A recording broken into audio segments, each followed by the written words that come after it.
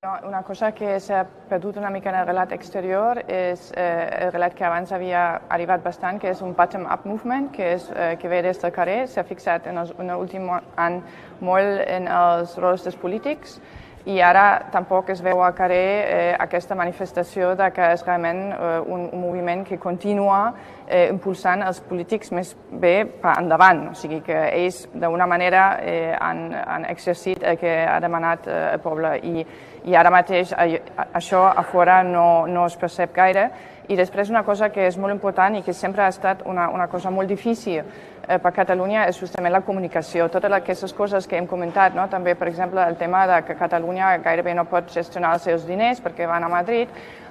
llavors tot això en el fons a fora no se sap. Que la solució sempre ha estat ahir, les independències les fan els pobles,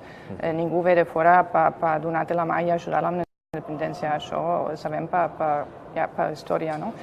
I també sabem que a Europa no li interessa cap nou estat, sobretot si fos una ampliació interna, no interessa de cap de les maneres. El que sí que interessa que funcionin els països i interessa que siguin països democràtics i per tant també s'està mirant Espanya, estan mirant els judicis, canviarà també Europa. Europa està canviant ara mateix molt, en poc temps, té molts problemes, tenim un nacionalisme molt antieuropeu que està també canviant de mica en mica el mapa ideològic d'Europa i per tant estan passant moltes coses i a vegades les coses són diferents factors, fins i tot en el meu cas que soc de l'Alemanya de l'Est, la caiguda del mur sí que necessitàvem la gent al carrer i ahir hi havia una situació molt més diferent perquè hi havia ordre de disparo i la gent va anar al carrer. Llavors,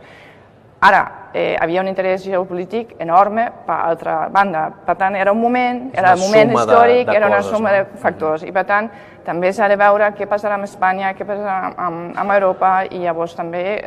en aquest sentit, entenc el govern de Quim Torra que intenta mantenir la llama desperta perquè saben que és una carrera de fons i que mai se sap quan coincideixen aquests